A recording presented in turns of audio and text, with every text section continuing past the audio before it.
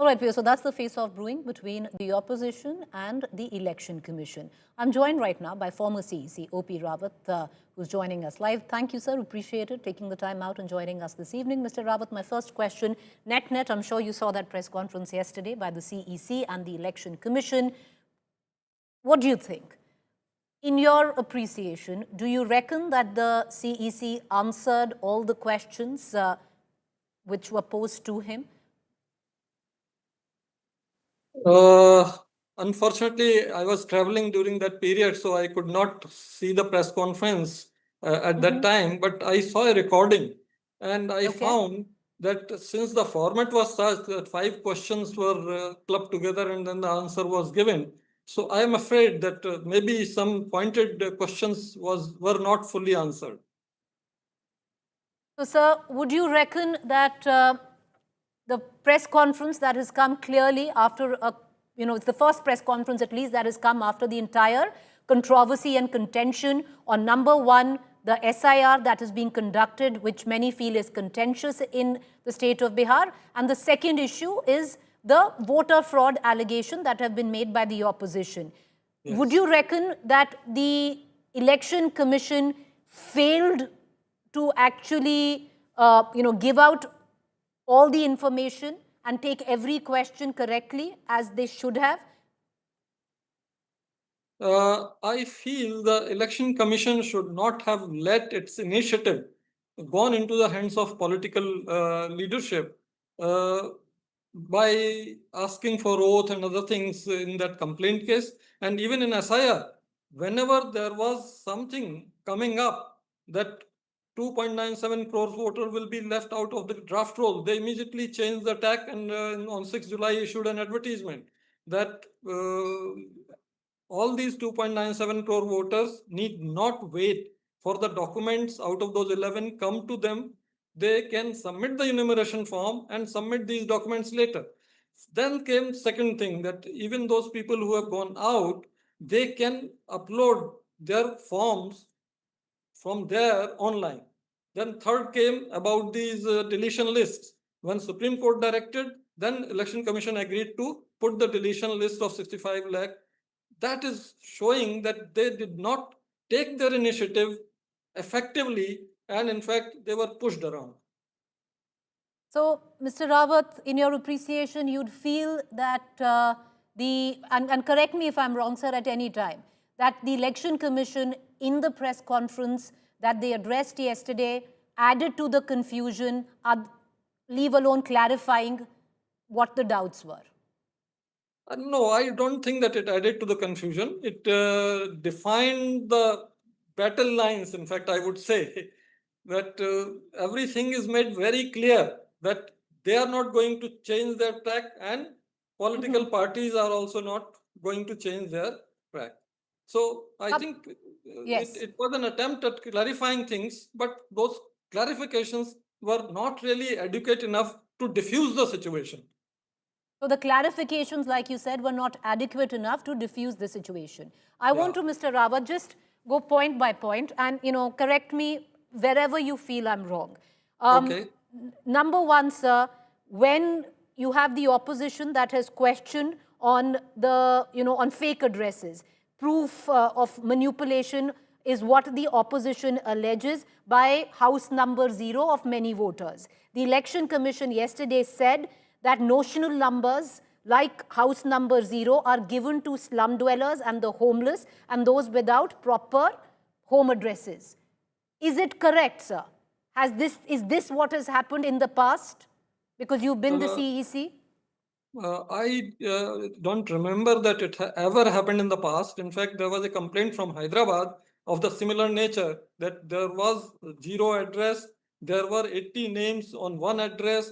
These kind of complaints were there. But at that time, the Election Commission, in fact, constituted 24 teams for each ward.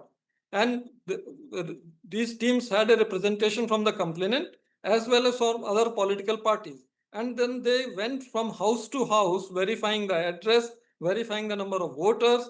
And within one day, all the facts emerged. And then Election Commission put all those facts in the public domain, and Mr. things Rawat, were diffused.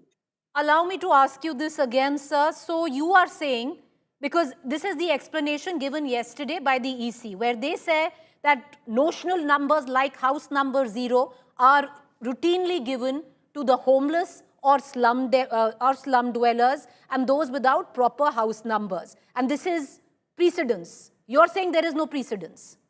Yeah, it may be varying in different townships, different villages, because everywhere this zero thing is not followed.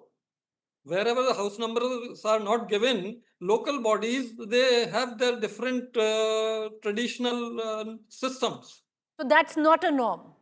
Yeah. Okay. So that is clarified. So it's not a norm, it's not precedence. That 0 is always Correct. given as a notional number for houses. The Correct. second question, Mr. Rawat, I'd like to ask you, and because the opposition claims that if you're asking Rahul Gandhi to furbish and sign an affidavit, then you must also ask the member of a BJP, the party, who is making similar claims on seats like Wayanad and Raebareli. Why the distinction? I think that CEC tried to explain. He tried to explain by saying that there is level difference. That here was someone asking for action, here was someone only mentioning facts. But I think in such a discourse, you should not be cutting it that fine. You should ensure that initiative remains with the Election Commission. As soon as somebody puts up this kind of thing, you immediately inquire and put up the facts in the public domain and diffuse the situation to be immediately. Here, initiative has been lost and therefore it is snowballing. So they should have even clarified what Anurag Thakur said. So that's what you're saying? Certainly, the EC yes. should have clarified Yes. the charges of the BJP immediately. Yeah, certainly. Okay. So I'd like to ask you the other question that was raised. Now, in June this year, the EC defended its decision not to share the CCTV footage from polling stations on voting day, claiming that its release could reveal details of who cast the vote, privacy issues, where they said that they were after 45 days, if you retain the CCTV images, then there are privacy issues to the mothers and daughters. The counter to that, Mr. Rawat, has been what happens before 45 days then? Because isn't the privacy as sanctimonious before 45 days than what is it after 45 days? One. And then the second question, sir, why have CCTV if we cannot actually use that information to assist investigation?